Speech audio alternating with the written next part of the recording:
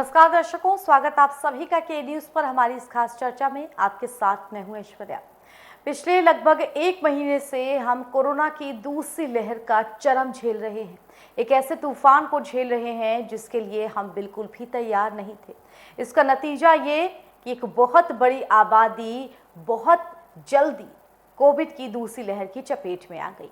इसका ये भी असर पड़ा कि हमारे पास स्वास्थ्य के कितने संसाधन हैं, हमने कितनी युद्ध स्तर पर तैयारी की है, जिसके वादे हमने पहले लॉकडाउन से किए थे उसकी पोल पट्टी भी खुल करके सामने आ गई।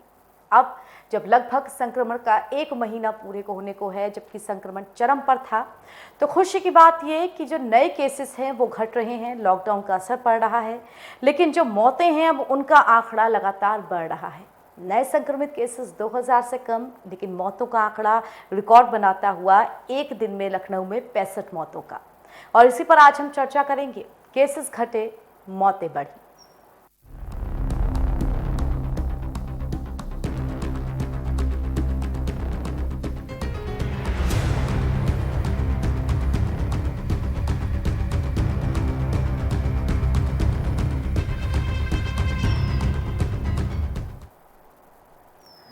राजधानी लखनऊ में लॉकडाउन के चलते केसेस लगातार कम होते नजर आ रहे हैं। इस कोविड की दूसरी चेन को जो तोड़ने की बात कही जा रही थी वो टूटती हुई नजर आ रही है, लेकिन दूसरी तरफ जो मौतों का आंकड़ा है वो भी बढ़ता हुआ नजर आ रहा है।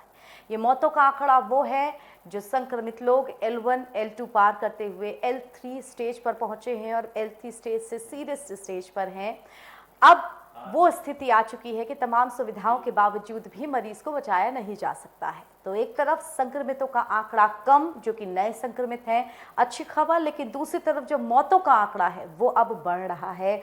सबसे ज्यादा केसेस राजधानी लखनऊ से 24 घंटे में 65 मौतों के आए हैं, जो कि ताजा आंकड़ा है। इसी पर चर्चा करेंगे हम। हमारे साथ मेहमानों का एक पैनल जुड़ेगा, लेकिन उससे पहले आप सभी के लिए एक विशेष रिपोर्ट। उत्तर प्रदेश में पिछले 24 घंटों के दौरान कोविड-19 संक्रमित 353 और लोगों की मौत हो गई है। 26,780 नए मरीजों ने इस संक्रमण की पुष्टि की है। हालांकि इस अवधि में 29,000 के करीब मरीज ठीक भी हुए हैं। कोरोना वायरस के बढ़ते संक्रमण के बीच यूपी से राहत भरी खबर आई है। यूपी में नए केस की तुलना में ठीक होने वालों की संख्या में बड़ा इजाफा हुआ है। उत्तर प्रदेश में पिछले 24 घंटों के दौरान कोविड-19 संक्रमित 28,902 मरीज ठीक हुए हैं। वहीं संक्रमण के 26,780 नए मामले सामने आए हैं। उधर लखनऊ में भी कोरोना के मामलों में भारी गिरावट देखने को मिली है। राजधानी में करीब एक महीने बाद 1865 नए मामले सामने आए, जबकि 3,755 मरीज डिस्चार्ज हुए हैं। उधर लखनऊ में भी कोरोना के मामलों में भारी गिरावट देखने को मिली है। हालांकि लखनऊ में महामारी के चलते 65 मरीजों की मौत हुई, जो एक दिन में अब तक का सबसे ज्यादा मौतों का सरकारी आंकड़ा है। यानी अब जब नए संक्रमित मरीजों की संख्या घट रही है तो मौतों का आंकड़ा बढ़ रहा है, क्योंकि पुराने मरीज गंभीर स्टेज पर पहुंच चुके हैं। बता दें, राजधानी लखनऊ में अप्रैल की शुरुआत से ही कोविड के केसेस बढ़ने लगे थे। 7 अप्रैल को 13,046, 8 अप्रैल को 2369 केस और उसके बाद ये आंकड़ा 6,000 के पार पहुंचा है। स्पेशल डेस्क रिपोर्ट के न्यूज इंडिया।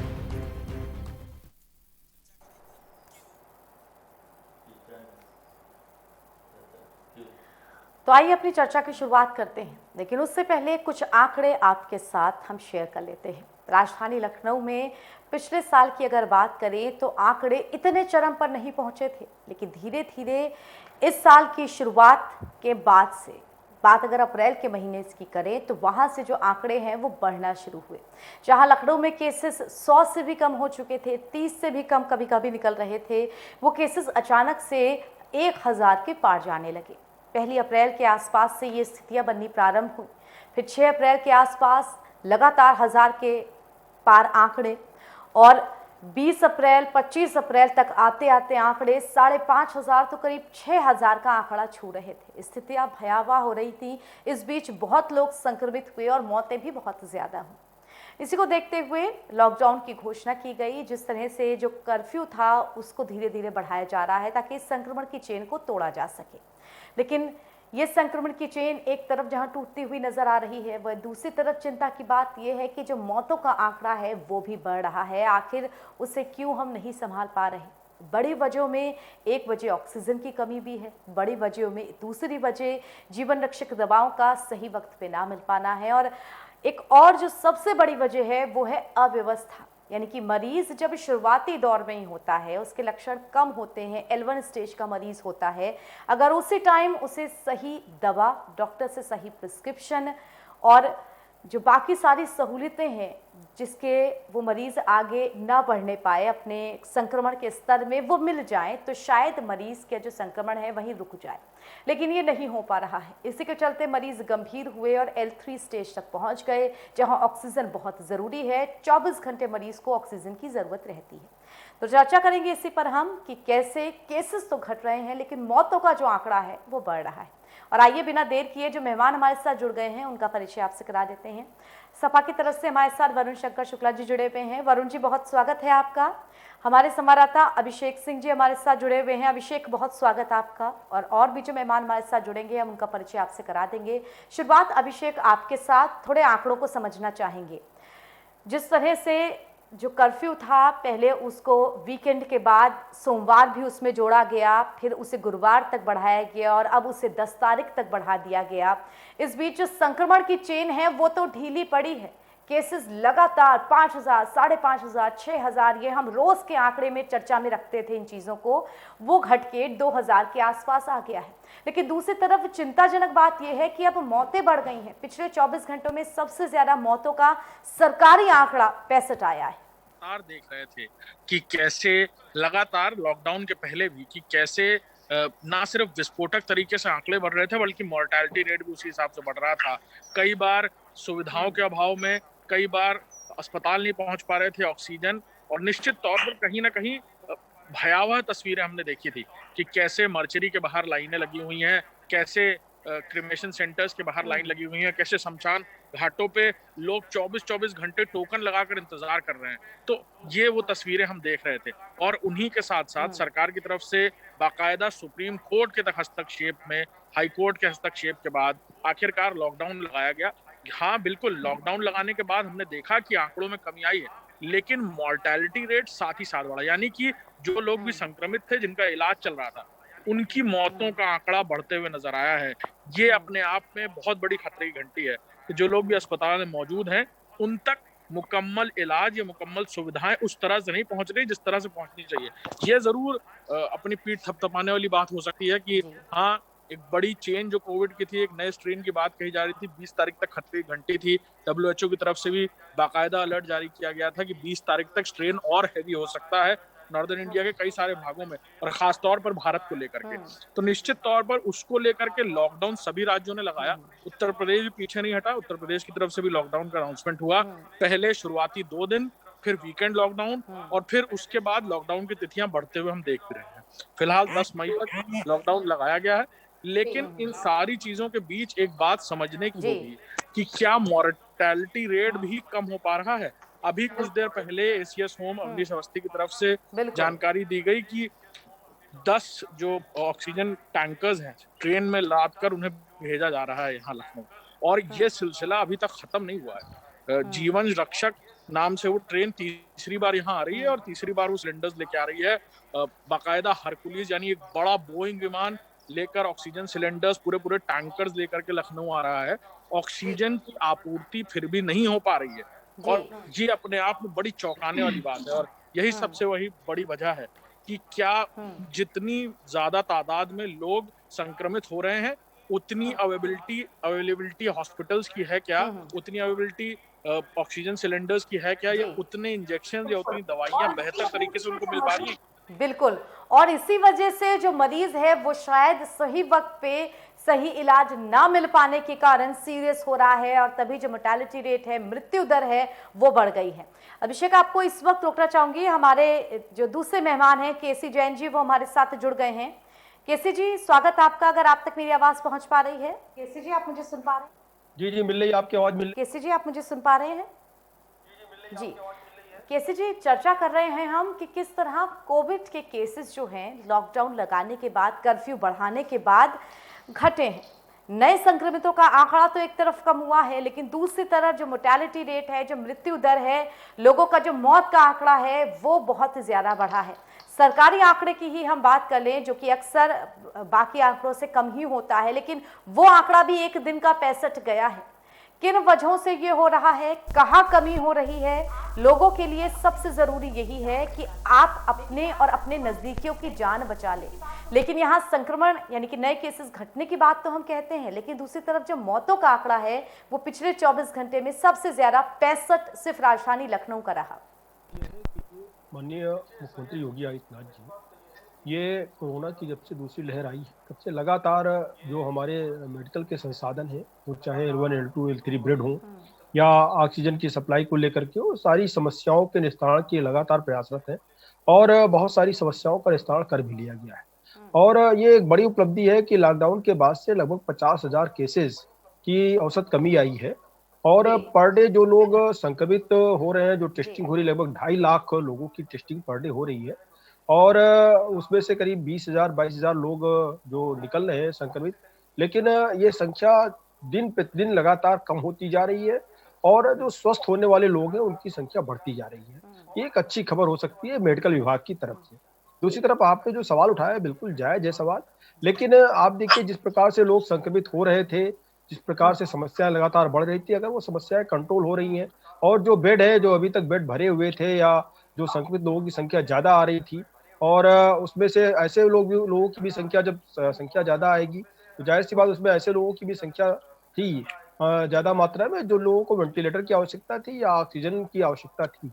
लेकिन ऐसा नहीं है कि हर एक व्यक्ति को ऑक्सीजन की आवश्यकता है जो लोग संक्रमित निकल रहे हैं, या हर एक व्यक्ति को वेंटिलेटर की आवश्यकता है, ऐसा बिल्कुल नहीं है।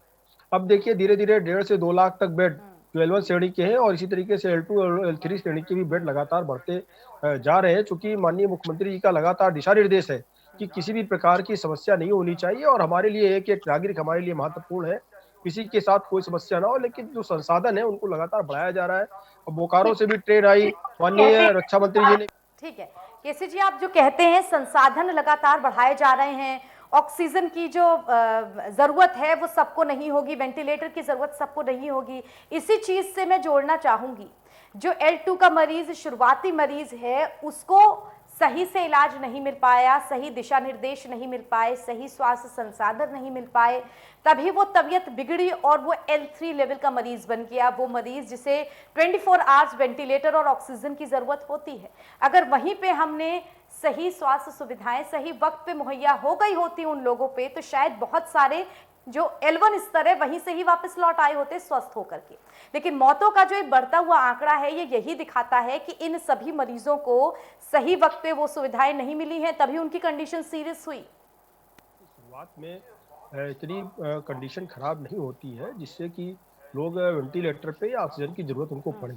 लेकिन मेन बात यह है कि लोग अभी कहीं ना कहीं जिनको प्रॉब्लम्स हैं, मैंने कई सारे डॉक्टरों की भी डिबेट पे मैं बैठा, डॉक्टरों ने भी ये बात कही कि लोग छुपाने का भी प्रयास करते, नहीं नहीं मैं तो ठीक हूँ, मुझे खांसी हुई है हल्की सी, मुझे जुकाम है, मुझे बुखार है, अब वो क्या है 2-3 दिन 4 दिन तक पैरासीटामोल ले रहे हैं, लेकिन बाकी जो प्रिकॉशंस है वो नहीं ले रहे। ऐसे में क्या होता है कि जो लंग्स का इन्फेक्शन है, पता चलता है कि लंग्स उनका 50% तो खत्म हो गया, वायरस ने 50% लंग्स खत्म कर दिया। अगर वो स्टीम ले रहे होते, थोड़ा सा जागरूकता बरतते, थोड़ा सा क्वारंटाइन हो जाते, घर के लोगों को इन्फेक्शन नहीं फैलता, साथ ही साथ क्या है वो हीलिंग भी करते। तो जिन चीजों की आवश्यकता है, जिन चीजों को डॉक्टर्स लगातार आपको जो है सलाह दे रहे हैं, उन चीजों को फॉलो किया जाए। थोड़ा सा जैसे गुनगुना पानी का लगातार आप इस्तेमाल करिए, अगर लग रहा है कि आप इन्फेक्शन में हैं, साथ ही साथ आप स्टीम लीजिए, तो ये ऑक्सीजन लेने की आवश्यकता या वेंटिलेटर की आवश्यकता तक पेशेंट नहीं पहुंचेगा। लेकिन पेशेंट लापरवाही कर रहा है। मैंने तो कई डॉक्टर्स की डिबेट पे ये भी डॉक्टरों ने कहा कि देखिए इस समय अगर कोई भी इन्फेक्शन है, आपको फीवर भी आ रहा है, तो उसको हल्के में मत लीजिए, और रिपोर्ट आने में भी 2-3 दिन, कभी कभी कहीं कहीं पे 2-3 दिन 4 दिन लग जा रहा है। तो ऐसे में 4 दिन तक आप कोई इलाज ही ना करें, ऐसा बिल्कुल मत करिए। फीवर आ रहा है, सबसे पहले आप स्टीम लेना शुरू करिए। आप जो एलोपैथिक डॉक्टर्स दवा कंसल्ट कर रहे हैं वो लीजिए, जो आयुर्वेदिक दवाइयां हैं वो लीजिए, जिससे कि वो कंडीशन ना पहुंचे कि आपको वेंटिलेटर पे या ऑक्सीजन की आवश्यकता पड़े ही। उसके पहले आप स्वस्थ हो सकते हो, जान आराम से बच सकती है। बढ़िए, ठीक है, ठीक है, ठीक है। लेकिन केसी जी, बड़ा सवाल यहाँ पे ये भी है, 1 महीना होने को आया है या 1 महीना लगभग पूरा हो चुका है, हम अभी भी जो ऑक्सीजन की सप्लाई है उसको स्थिरता नहीं दे सके हैं। अभी भी जो मरीज हैं, उनके तीमारदार हैं, वो ऑक्सीजन के लिए बहुत लंबी लाइनें लगाते हैं। आज खड़े हों तो हमको कल तक जाकर के ऑक्सीजन मुहैया हो पाएगी, वो भी उसके दाम कितना गुना लगे मिले, ये इसका आपको कोई अंदाजा नहीं है। खुद के मेरे बहुत सारे दोस्तों ने इस बात को बोला है, इस बात को माना है कि वो 9,000 का सिलेंडर तक उनको 46,000 में मिला। वो उस वक्त कहाँ शिकायत करने जाते, क्योंकि उस वक्त तो चंद मिनट या चंद घंटे बचे थे, पहले अपने मरीज की हम जान बचा ले, चाहे जितने पैसे देने पड़े। खैर, दोबारा आऊंगी मैं आपके पास। वरुण जी, आपके पास मैं आती हूँ। जो केसेस हैं वो घट रहे हैं, बहुत अच्छी बात है कि जो कर्फ्यू लगाया गया है उसमें स्ट्रिक्टनेस की जा रही है, उसकी वजह से लोग कम बाहर निकल रहे हैं, संक्रमण कम हो रहा है, हम चेन तोड़ने के करीब हैं। लेकिन दूसरी तरफ जो बढ़ती हुई मौतें हैं वो किस ओर इशारा करती हैं? क्या सही सुविधाएं मिल पा रही हैं? क्या सही वक्त पे मिल पा रही हैं? वरना राजधानी के बहुत सारे ऐसे परिवार हैं जिनके मरीज भर्ती हैं और अभी भी वो तीमारदार एक जगह से दूसरी जगह भटकते हैं और उनको खुद को भी डर इस बात का होता है कि कहीं हम भी संक्रमित ना हो जाएं इसमें। जो दावे किए जा रहे हैं कि हमने इतने बेड लगा दिए, हमने इतनी ऑक्सीजन प्रोवाइड कर दी, जो भी आंकड़े बताए जा रहे हैं, ग्राउंड रियलिटी एकदम अलग है। मैं आग्रह करता हूं, अगर ये 1 घंटा बस अगर किसी को फोन कर लें या बस शमशान घाट की तरफ चल दें तो इनको पता चल जाएगा किस तरीके से लाइनें लगी हुई हैं। मैं क्या कहूं, मैं खुद अपने लोगों को मैं खो चुका हूं। मुझे पता है कि इधर लोगों को क्या दिक्कतें हो रही हैं। मुझे हर रोज फोन आ रहा है कि एक ऑक्सीजन कहीं से उपलब्ध करा दीजिए, कहीं बेड मुझे दिला दीजिए, कहीं रेमडेसिविर की दवा दिला दीजिए, और मैं कुछ नहीं कर पा रहा, क्योंकि असल में ये सब इसकी ब्लैक मार्केटिंग हो रही है। सीएमओ ऑफिस जो बोलता है, फिर अस्पताल में जाइए तो वो बेड नहीं उपलब्ध करा रहे, बेड देंगे तो बोलेंगे ऑक्सीजन आप खुद लेकर आइए, ऑक्सीजन ला रहे हैं तो दवाइयां लेकर आइए, ऑक्सीजन की ब्लैक मार्केटिंग हो रही है। देखिए, ग्राउंड रियलिटीज बहुत अलग हैं, और आप खाली गूगल कर लीजिए, आप देख लीजिए किस तरह के वीडियोस आ रहे हैं, किस तरह से लोग अपनी परेशानी जाया कर रहे हैं ऑनलाइन, कि कोई उनकी सुन नहीं, रो रहे हैं। मैं अगर अपनी छत पे खड़े हो जाऊं, मैं 10 ऐसे घर गिना सकता हूं जिधर कोरोना की चपेट में आके लोग मर चुके हैं, और मेरे आंसू भर आते हैं, मेरा दिल भर आता है जब मैं देखता हूं कि मैं कुछ मदद नहीं कर पा रहा। लोग इतने असहाय हो चुके हैं, एकदम भयानक स्थिति हो चुकी है मैं कहूंगा। और सरकार जो है, थोड़ा सा यहाँ पे रुकना चाहूंगी। बिल्कुल वरुण जी, आपको थोड़ा सा यहाँ पे रुकना चाहूंगी कुछ वक्त के लिए। स्वास्थ्य मंत्रालय की तरफ से प्रेस कॉन्फ्रेंस हो रही है, सीधे अपने दर्शकों को वहां ले चलते हैं। 0.64 crore doses have been given as the second dose, making a total of 1.59 crore doses. Similarly, for the frontline workers, 1.38 crore doses as the first dose and 0.75 crore doses as the second dose, making a total of 2.13 crore doses overall. People aged 18 to 44 years, जो कि अभी recently खोला गया, already 11.81 lakh लोगों को first dose दी जा चुकी है। तो इस प्रकार सब मिला के अभी तक हमारे देश ने 16.50 करोड़ डोजेज एडमिनिस्टर कर दी हैं।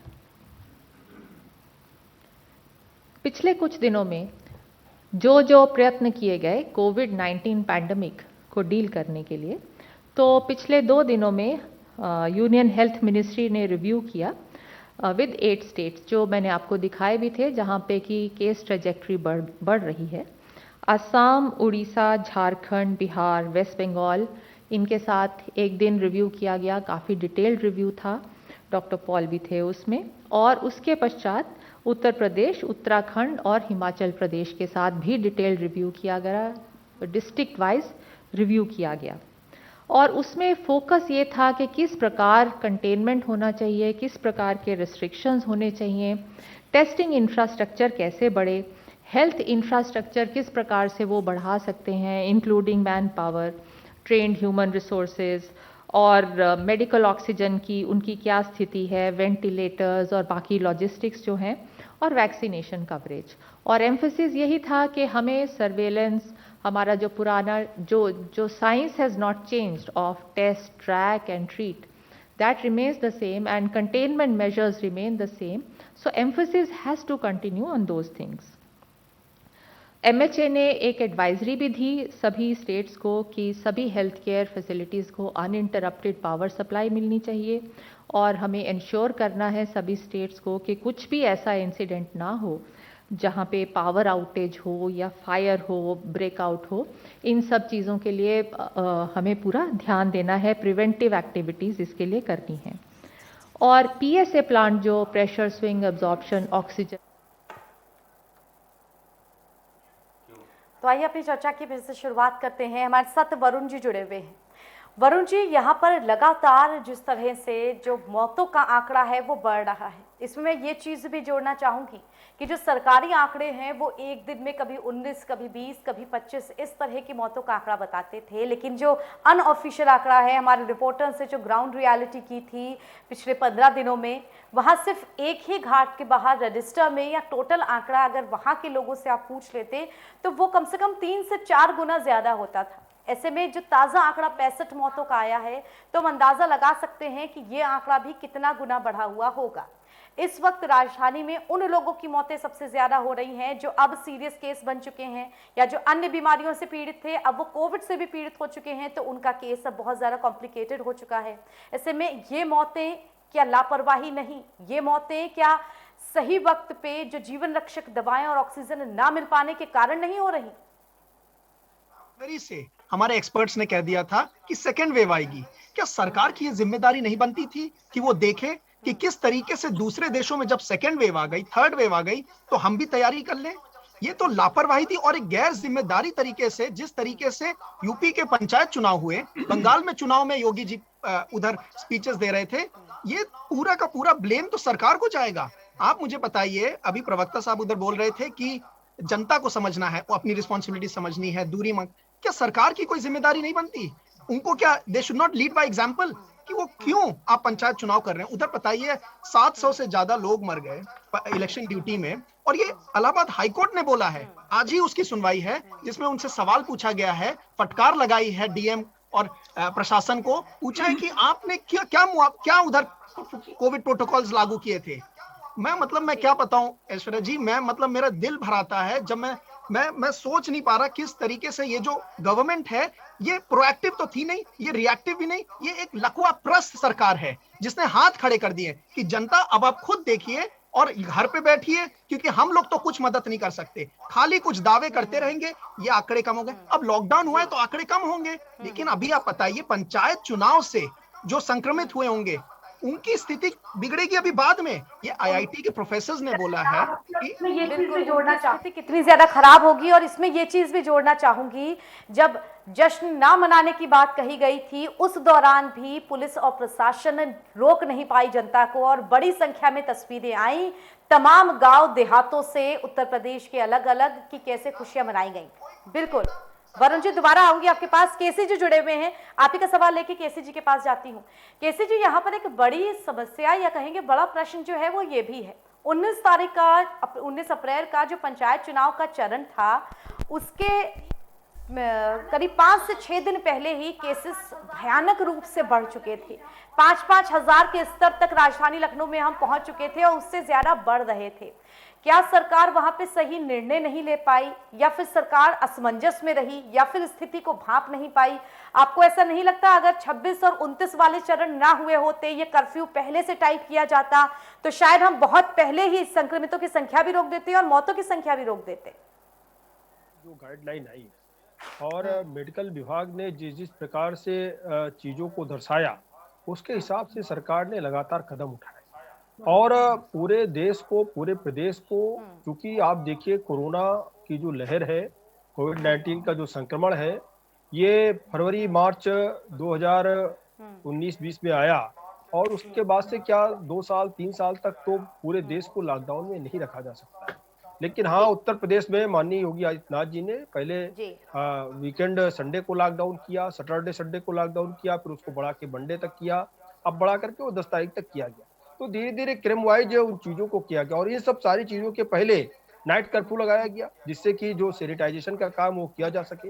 अभी हमारे एक साथी जो सवाल उठा रहे थे कि ऑक्सीजन पे या तैयारियों पे, तो देखिए जिस प्रकार से केसेज आए, लाखों की संख्या में जिस प्रकार से केसेस की संख्या पहुंच गई, ऐसे में अगर हमारी तैयारी नहीं होती तो जिस प्रकार से लोगों को बेड मुहैया कराए गए या जिस प्रकार से ऑक्सीजन उपलब्ध कराई गई, ये चीजें नहीं हो पाती। दूसरी बात यह है कि देखिए अचानक से इतने सारे प्लांट्स नहीं लग सकते हैं। फिर अगर ये समस्याएं खत्म होने के बाद में इतने ऑक्सीजन के प्लांट्स की आवश्यकता क्या रह जाएगी, वो तो चलिए अलग विषय है। लेकिन जितने भी कमर्शियल यूज के ऑक्सीजन के प्लांट्स थे, सारे की सारी कमर्शियल ऑक्सीजन को रोक करके उस सारी की सारी ऑक्सीजन की सप्लाई मेडिकल विभाग में की गई। ये एक बड़ी जिम्मेदारी सरकार ने निभाई। ऑक्सीजन की कमी, लेकिन फिर भी ऑक्सीजन की कमी इतनी रह गई कि हम हर सरकारी और हर प्राइवेट अस्पताल से ऑक्सीजन की कमी से कहीं 10, कहीं 12, कहीं 15 मौतों की खबर सुन रहे हैं। ये कितनी बड़ी विडंबना है केसी जी।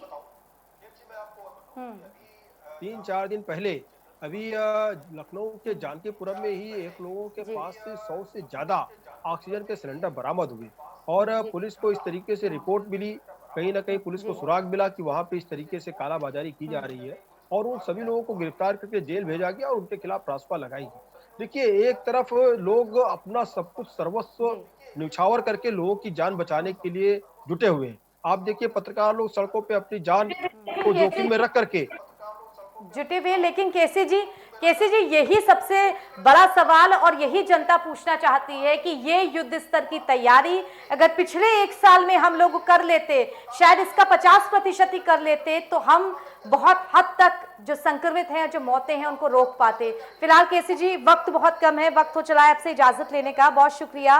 वरुण जी आपसे भी सवाल लेना चाहती हूँ लेकिन माफी चाहूंगी, वक्त बहुत कम है। अभिषेक जी आपका भी शुक्रिया और इसी के साथ दर्शकों इस चर्चा में फिलहाल इतना ही और इजाजत दीजिए इस संदेश के साथ आप सभी के लिए कि घर पर रहें, सुरक्षित रहें, कम से कम बाहर निकलें, कोविड प्रोटोकॉल्स का पालन करें, अपने आप को सुरक्षित रखें और अपने अपनों को सुरक्षित रखें। फिलहाल देश दुनिया की तमाम खबरों के लिए के न्यूज के साथ जुड़े रहिए। धन्यवाद।